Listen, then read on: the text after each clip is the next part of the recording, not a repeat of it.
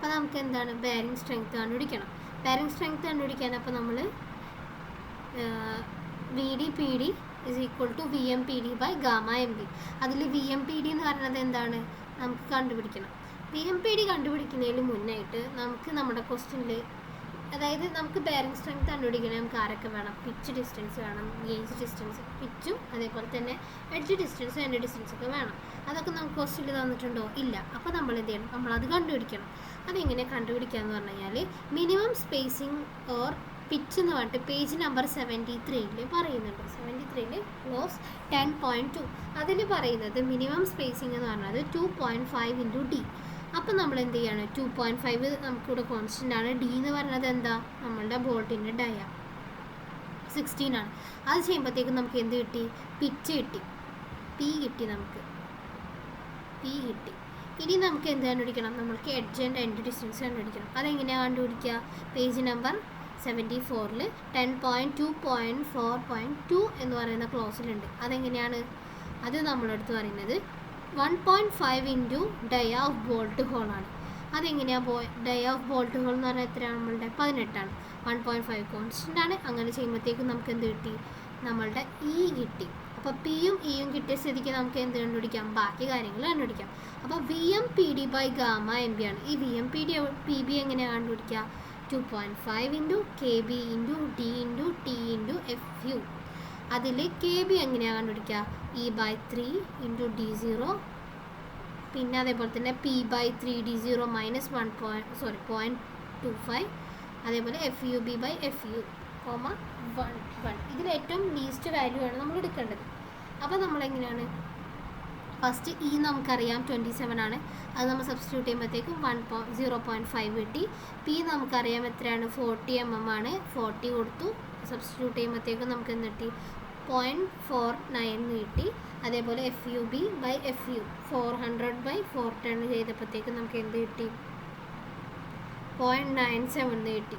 K B എന്ന് പറയുന്നത്, അപ്പോൾ ഇതിൽ ഏറ്റവും ചെറിയ വാല്യൂ ഏതാണ്? 0.49 അല്ലേ. അപ്പോൾ K B will be considered as the 0.49 ആയിട്ട് നമ്മൾ എടുക്കുകയാണ്. ഓക്കെ, ഇനി നമുക്കപ്പോൾ എന്ത് കിട്ടി? വി എം പി ബി കിട്ടി. ഇനി നമുക്ക് വി എൻ പി എച്ച് കണ്ടുപിടിക്കണം. ഇതൊക്കെ ഇതിനകത്തുണ്ട് കേട്ടോ, കോഡിൽ. ആ ഭാഗം നോക്കിയാൽ തന്നെ മനസ്സിലാവും. അപ്പോൾ ഇത് നോക്കുന്ന സമയത്ത് കോഡും കൂടി ഒന്ന് തുറന്നു വെച്ചോട്ടാ. V N P B is equal to 2.5 into K ബിയുടെ വാല്യൂ നമുക്ക് കിട്ടി 0.49 ഇൻറ്റു ഡി എന്ന് പറയുന്നത് എത്രയാണ്? നമ്മളുടെ 16 ആണ്. 16 ഇൻറ്റു ടി എന്ന് പറയുന്നത് എത്രയാണ്? നമ്മളുടെ തിക്നെസ്, ഏറ്റവും ചെറിയ തിക്നെസ് ആണ് നമ്മൾ എടുക്കേണ്ടത്. അത് 10 ആണ്. ഇൻറ്റു എഫ് യു എന്ന് പറയുന്നത് 410 ആയിട്ട് എടുത്തു, which is equal to 80.36 kN ആണ്. അത് നമ്മൾ ഈ ഇക്വേഷനിൽ കൊണ്ട് സബ്സ്റ്റിറ്റ്യൂട്ട് ചെയ്തു. ഗാമ എം ബി എന്ന് പറയുന്നത് 1.25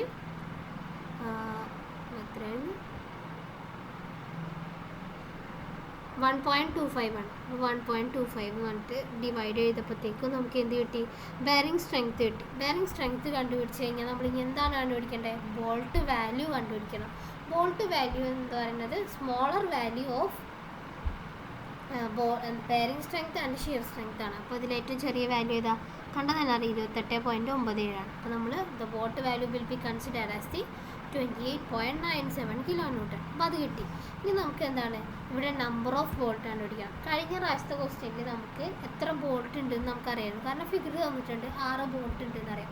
പക്ഷേ നമുക്കിവിടെ ഫിഗറോ കാര്യങ്ങളോ ഒന്നുമില്ല. അപ്പോൾ അതുകൊണ്ട് തന്നെ നമ്മൾ നമ്പർ ഓഫ് ബോൾട്ട് കണ്ടുപിടിക്കണം. നമ്പർ ഓഫ് ബോൾട്ട് കണ്ടുപിടിക്കാനുള്ള ഇക്വേഷനാണ് എന്ത്? Design load divided by design value. Design load എന്ന് പറയുന്നത് എത്രയാണ്? നമ്മുടെ ക്വസ്റ്റ്യനിൽ പറഞ്ഞിട്ടുണ്ട് 150 ആണ് ഫാക്ടേർഡ് ലോഡ് എന്നുള്ളത്. അതാണ് എന്ത്?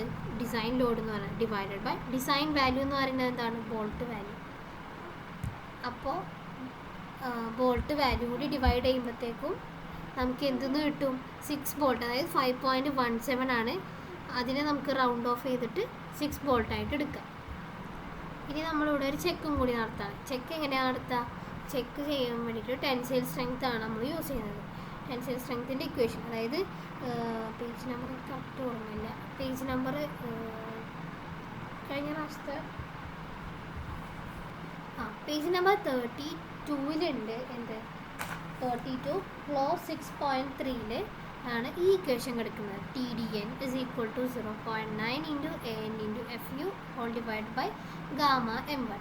ഇതിൽ നമുക്ക് ആരറിയില്ല, AN അറിയില്ല. ANൻ്റെ ഇക്വേഷൻ ഉണ്ട്, എന്താ കോഡി തന്നിട്ടുണ്ട്.